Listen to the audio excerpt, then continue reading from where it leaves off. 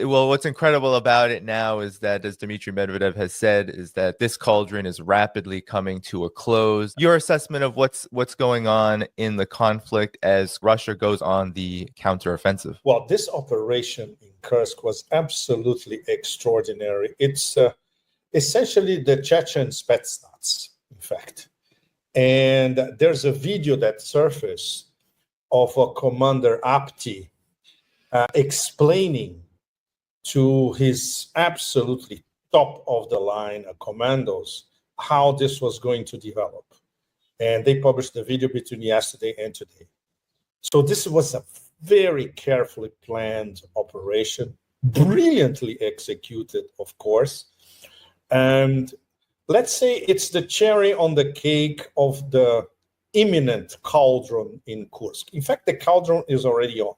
And the fact that it has been officially dismissed by the Ukrainians means that the cauldron is already on. But this is one extra element of what's happening on the ground in Kursk. And of course, in the front line in Donbass is much, much more complicated.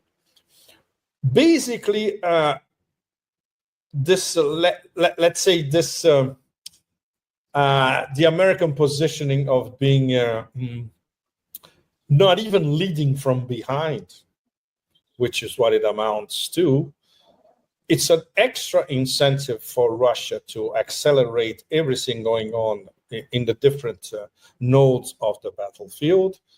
And in terms of morale, all the morale is with advancing Russian forces and Donbass militias. And of course, on the other side, it's a debacle, almost completely, and all along the front lines. This can last weeks or months. And don't forget that this will proceed parallel to the, let's say, theoretical beginning of the negotiations, which are not the negotiations exclusively about the proxy war in Ukraine, now defined by Marco Rubio himself. Let's see if these initial steps of normalizing diplomatic relations between Russia and the US, the second stage, which is the most complicated of them all, is to install a measure of trust so they can start discussing the big picture. And one of the nodes of the big picture is a solution to Ukraine. So this is not about Ukraine per se. The fact that this Tuesday, for instance, there's going to be a US-Ukraine crucial discussion about Ukraine. By the way, the sweaty sweatshirt will not be there. He decided to go to Saudi Arabia to meet MBS, as if MBS is a mediator in the proxy war in Ukraine.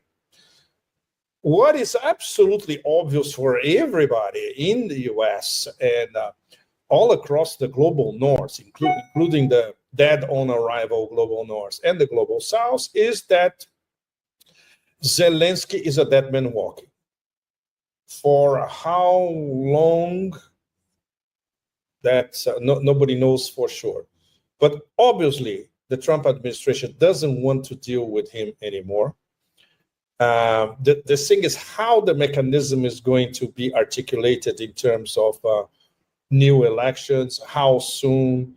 Of course, the Americans, the Brits are already courting their candidates, even the Europeans, by the way, the ones who are on the menu, not on the table. So there are a lot of variables there. For the moment, they are all disconnected, and we don't see an overarching organization of how this thing is going to proceed. There are too many loose ends. But there is already, we can see a trajectory ahead of us. And the trajectory points to, in many aspects, what even the greatest diplomat of our time, Sergei Lavrov, has been saying for months, in fact, almost a year. this will be decided in the battlefield. Yes, each day that passes, the solution will be in the battlefield, or the different solutions will be in the battlefield. And the battlefield predominates over the US-Russia negotiations. So once again, I think it's important to remind ourselves, all of us, that we are in the very first stage, very far away from any possible decision on anything.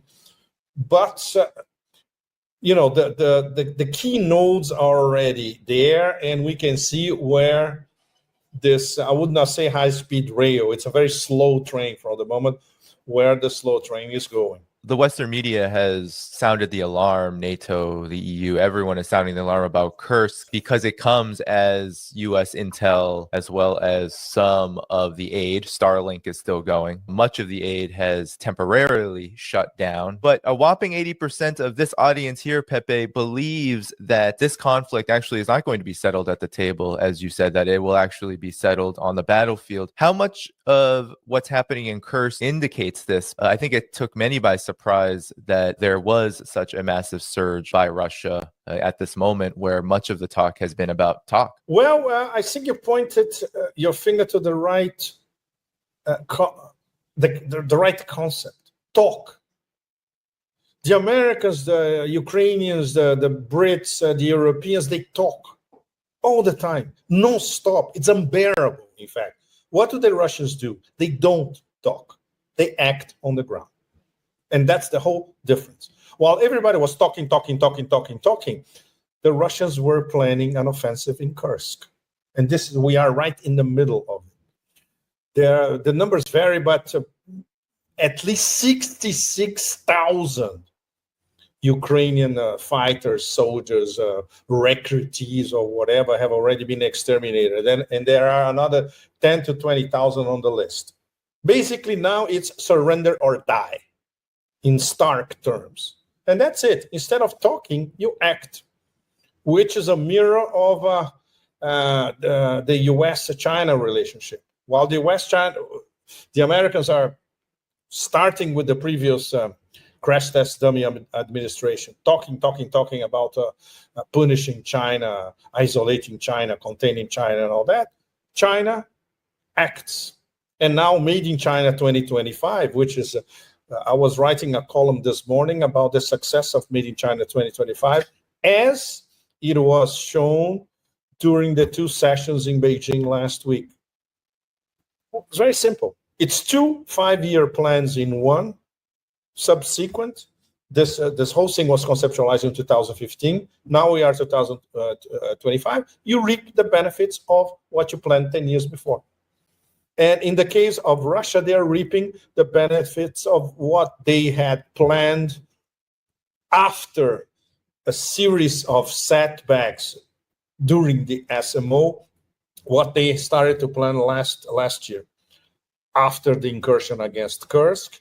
And they started to plan how they were going to retake Kursk and how they were going to advance in Donbass.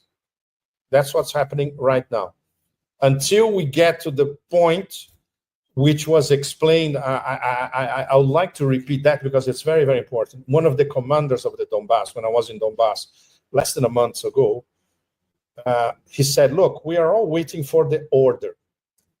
Order means the big guy up there saying, go all the way, nonstop. We might be approaching that moment. Might. It's quite possible. Not now. Maybe in a matter of 2 to 3 months, depending on how quick Kursk will be, let's say, reliberated, and the advances to the west, to Dnipro, Petrovsk, towards Petrov, you name it. And then maybe this order will come before, by the end of spring, for instance, or even before summer. But we are approaching this moment very, very fast.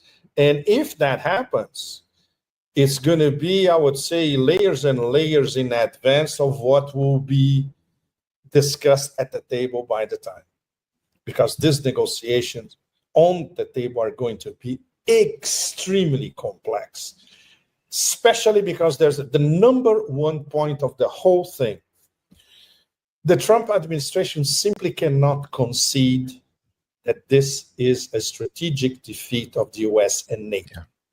This is something like an asteroid impacting on Earth. They can't. How they're going to find a way out that frames this as a sort of draw in the end.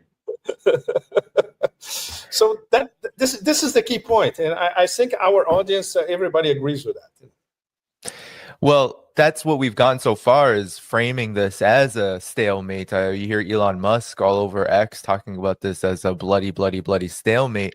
And then even Bloomberg, which goes along with how Donald Trump has been speaking about this conflict, reported misinformation in my assessment. But I'm curious on your thoughts that Vladimir Putin has agreed that Russia would be willing to take a ceasefire with the caveat on his terms. So I want your reaction to that, because Kursk, what just happened in Kursk and what is going to continue happening in Kursk seems to be an indication that that's not the case at all. But yet we're hearing ceasefire, ceasefire, ceasefire coming out of Trump and now the Western media. So what's your take? Again, Danny? Once again, it's talk.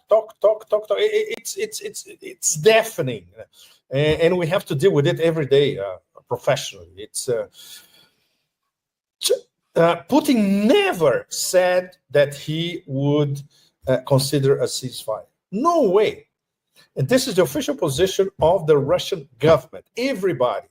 And it's always repeated by the Minister of Foreign Affairs in a very, because they have such outstanding diplomats, in a very diplomatic way. No.